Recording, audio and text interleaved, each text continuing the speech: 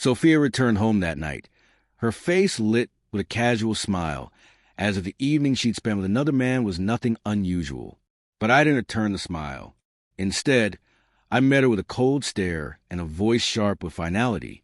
I told her she had 10 minutes to sign the divorce papers and get out of my house. What she hadn't anticipated was the presence of another woman, Adrian's wife, whose arrival would turn the night into something unforgettable. When I first met Sophia, I believed we had something real. She was sharp, ambitious, and magnetic, everything I had ever hoped for in a partner. Our lives moved at a fast pace. She worked as a financial consultant, and I managed a luxury hospitality brand. We thrived in demanding careers, but always seemed to find our way back to each other. Or so I thought. The shift began subtly.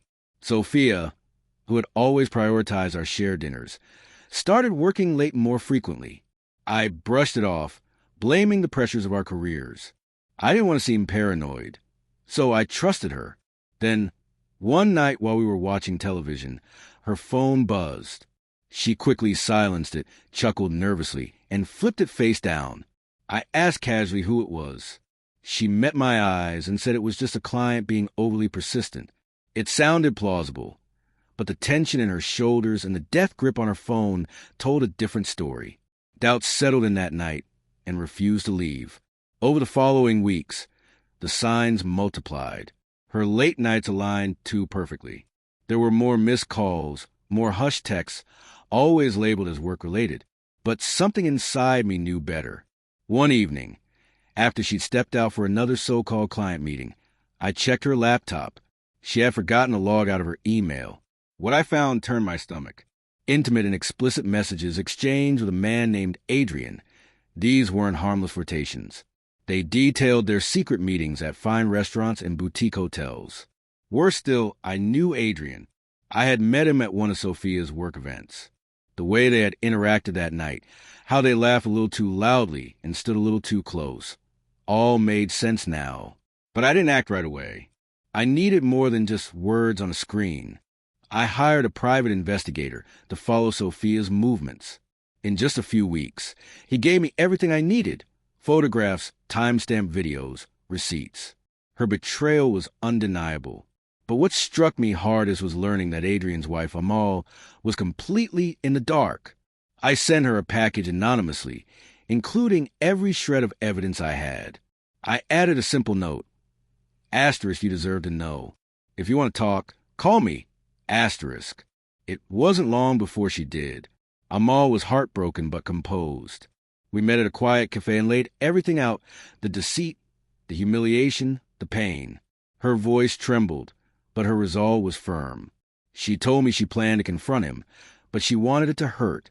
That fire in her eyes lit something in me. I offered to help. Then let's do it together. I said, let's make sure they remember this for the rest of their lives. She nodded slowly, a hint of a smile breaking through. I like your style. For weeks, we orchestrated a confrontation. Every detail had to be precise. Sophia had told me she'd be working late on a Saturday. I already knew she'd be with Adrian and Amal. I made reservations at the same restaurant ahead of them. We sat in a shadowed corner, unnoticed, and waited. They arrived hand in hand, laughing without a care in the world. I kept my fury in check. We needed the right moment. Once their entrees were served, Amal and I stood and approached their table. The instant they saw us, their faces dropped. A beautiful silence fell over the room. I looked at Sophia. You forgot to mention you'd be dining with Adrian tonight. Amal turned to him coldly. Seems I've had a busy schedule. Sophia flushed with panic. Jacob, please, I can explain. You'll have time. I cut her off, placing a folder in front of her. These are divorce papers. You have 10 minutes to sign them. After that, you're done in my house. Divorce? She gasped, as if the word was foreign. You're overreacting. No, Sophia. What's ridiculous is you thinking I wouldn't figure it out. What's absurd is how easily you threw away our marriage for this. Adrian tried to rise from his seat, but Amal pressed her hand firmly on his arm. You're staying right here, she said. We're not done yet. She pulled out her own folder and opened it. This will be on your company's desk Monday morning. Let's see how they feel about their CFO misusing company funds to wine and dine his mistress. Adrian's face went pale. You wouldn't. Oh, I already have, Amal replied, her voice like ice. Sophia left with nothing but her handbag. By morning, the locks were changed. I had her belongings delivered to her parents. She tried everything, calls, texts, even showing up at my job, but I never responded. The divorce was finalized quickly, and she walked away with far less than she had expected. As for Adrian, his life unraveled fast. Amal followed through on her threat. The company fired him, and news of the affair spread quickly through their community. Amal filed for divorce soon after. Last I heard, he was living alone in a dingy apartment, a far cry from the luxury he once flaunted. Amal and I remained in contact. At first, it was for support, helping one another piece our lives back together. But in time, it became something more. Mutual understanding, respect, peace.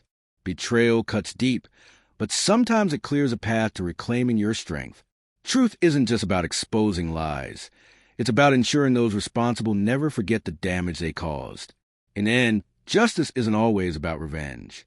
Sometimes, it's about standing tall in the ruins and knowing you survived with your dignity intact.